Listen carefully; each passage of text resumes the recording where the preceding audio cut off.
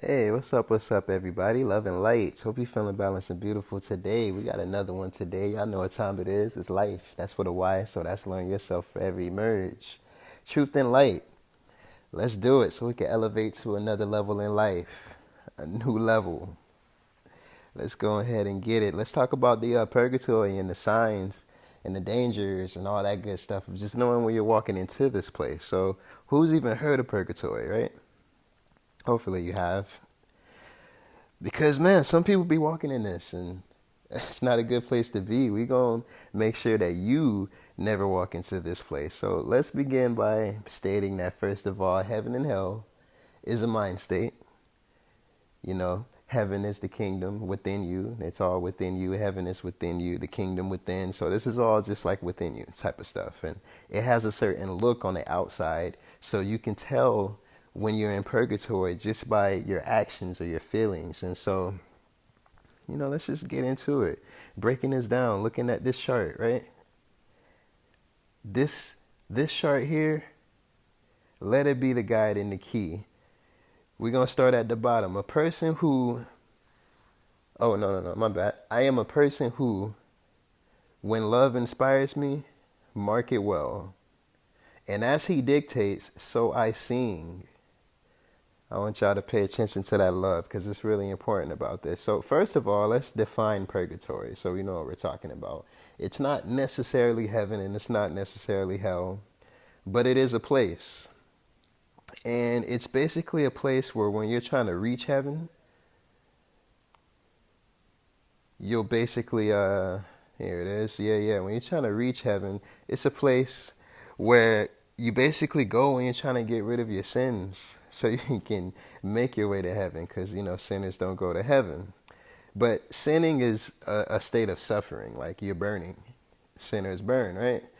Yeah, so now that we got that out the way, let's start off at the bottom of this, the base of this thing. So when you are in purgatory and you know that you're in purgatory or a way that you can tell you're in purgatory, right? The purgatory is a place for the excommunicated. And what is that saying? So this stuff is all about your soul. It's all about you. And yeah, that's basically what it said. You notice it says the souls of sinners. So this is a place that your soul inhabits specifically.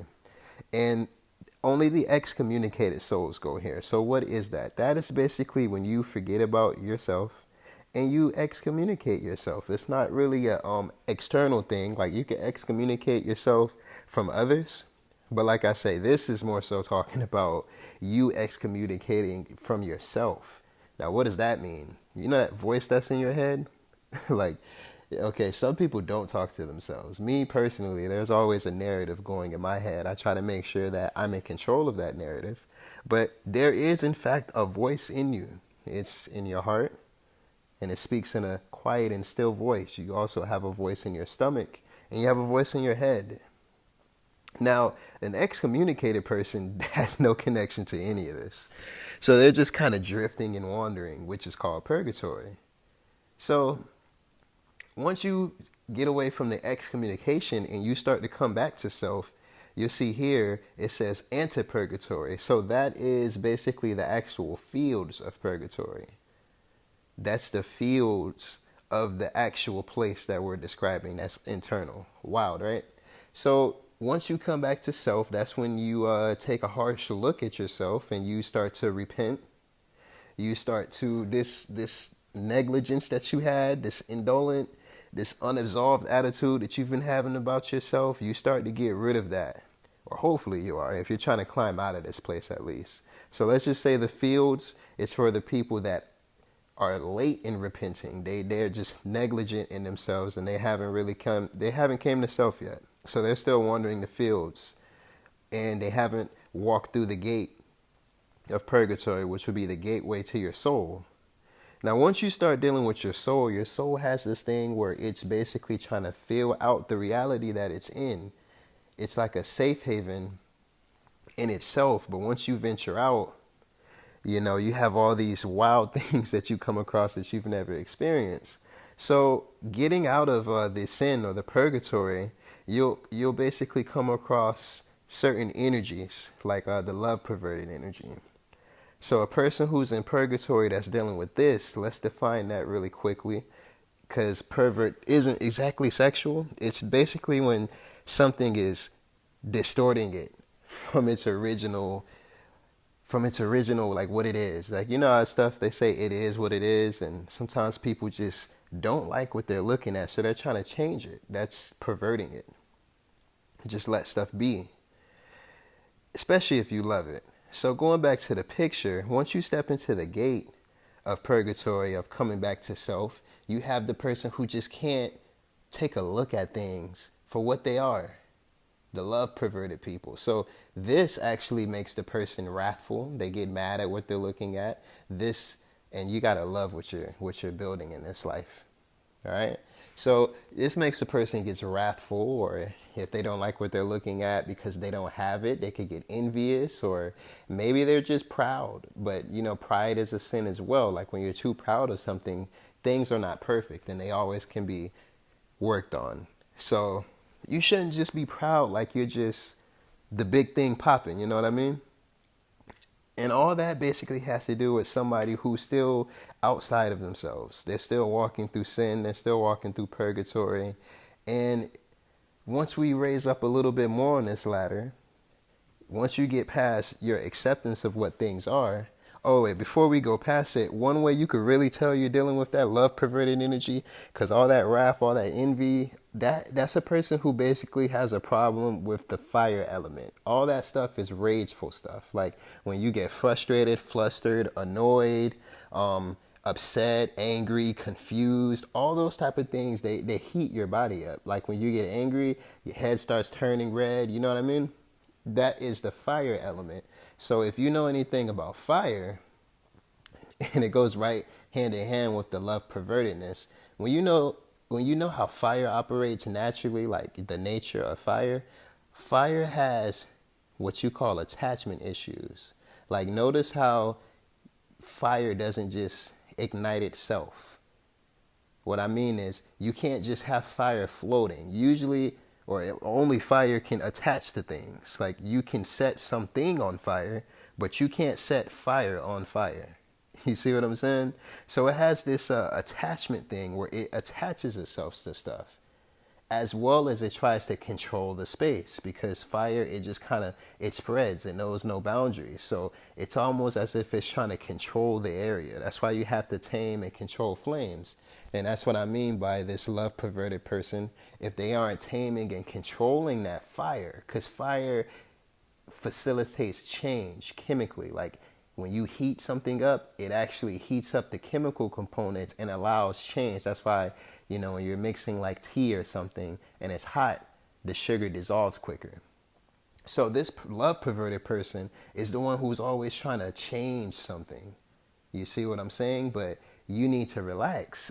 Like everything's perfect the way it is. It's perfect as it can be, at least. And it's not your job per se to be going around dictating what things need to be looking like. Just let stuff be and enjoy things while they're around you. Right? So the next step of this, or the next ladder, once you get past that, you may have the love defective person, which is a person who is slothful. So you'll know when you're dealing with this, when you're just lazy when it comes to yourself. Like you'll do something for others, for your job, maybe for whatever.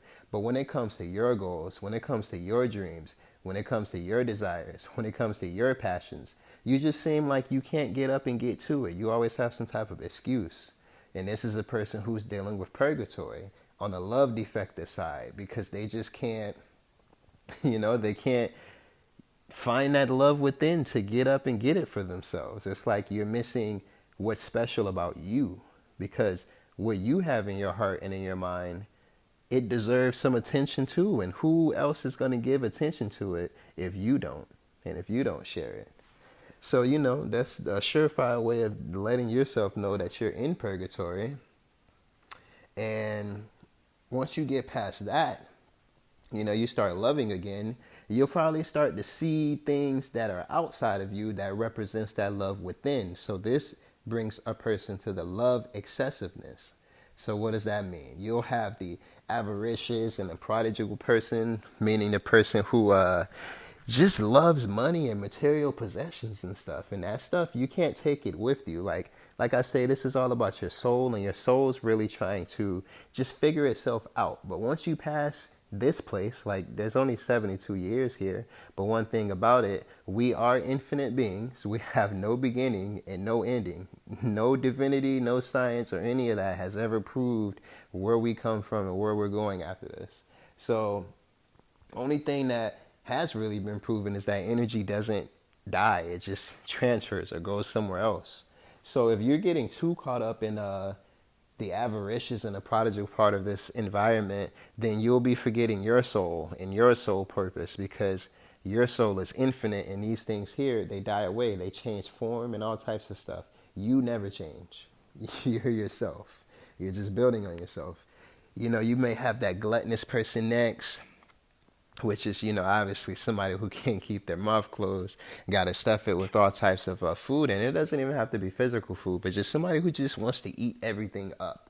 And if you know anything about anything, you'll know that everything is about moderation and balance, because anything taken in extreme measurements will hurt you.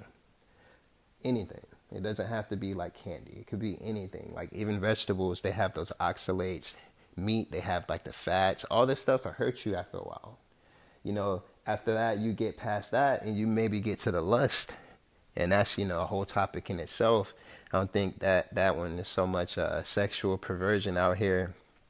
I think I need to build up on that one. But obviously a person who is loving themselves a little too much and loving that aspect, sex energy is draining. And that's also your energy that you use to create and build with. So you shouldn't be just giving that away anyway. Got to be a little bit more wiser. And then lastly is the earthly paradise of a love excessive person. So this is somebody who just loves, it goes without saying really. It's saying what it is. But this earthly paradise here, like I was just saying, your soul is so much more. Your soul is so greater. So if you go around getting possessed by your senses, by the things that you're sensing, remember there's a whole playground of, like, think of your dreamland. Remember the goal here is to bring down to earth what's done in heaven. So within heaven, where you have your kingdom and all these you, like everything that's there is you basically, that is your paradise. And yeah, it's good to bring that stuff down here because it slows things down. We get to see it step by step in the process because it's kind of slow here on earth. Don't ever get too sucked up in the earthly stuff you build, because again, you don't take none of it with you per se. You just take the experience. So it should always be balanced and not really just one-sided. Like you can't just stay in spiritual land, but you also can't be just stuck in the earthly paradise, because that is what's called purgatory. That's a person who's lost their soul purpose and is starting to be sucked up into earthly desires, right? Right. So this is a depiction of purgatory, and you see the people climbing out, you see them burning up, and you see the person in the middle. That's you. That's the angel that's really helping them out of the purgatory. They're trying to raise themselves up into heaven. Here's another depiction. You see the angels, which is your angels, and that person in purgatory, which is you, and you raising yourself up. Like all this is your cells in your body. Another depiction. I mean, they're doing the same thing. Angels, which is you, raising them up. It's the same thing. You see them? And remember they said the love? You see the heart? You see them praying to the heart? Love is how you get out of this. You love yourself. You love your purpose. That's why that heart's there. That's why in the beginning, what it said? I am a person who, when love inspires me, I mark it well. And as it dictates, so I sing. Don't excommunicate yourself. Listen to the symphony of your organs or your chakras, because they play the song within this verse, this universe. They play the song of you, the tones and vibrations that you emit. Listen to it. Mark it well. And as it dictates, sing. Stop doing everything that everybody else wants you to do and do what you want to do. Follow your heart. Otherwise, you're in purgatory. And you can look into purgatory all you want. If you never heard of this, it's not a place you want to be. It's like hell. But alas, all this is within. So let's keep this moving. Just wanted to share a short message, and let's all just strive to be the best we can be in this life. I mean, we have at the end of the day ourselves and each other. I mean, we're all one species going through the same things. So let's help each other understand this life, and let's show each other the love and the joy that is here, especially during these times where we just have so much going on nowadays. I mean, it's about to go down in the political world, I guess you could say. Whereas the economic system and everything is even changing, and the times we're in, it's getting more and more necessary for you to be knowledgeable of self and what you can do as a person, and not be so dependent on what somebody else can do for you. So, just make sure you're not in purgatory, man. And I'll end it like that. Love and light. Stay balanced and beautiful. I'll catch you next time.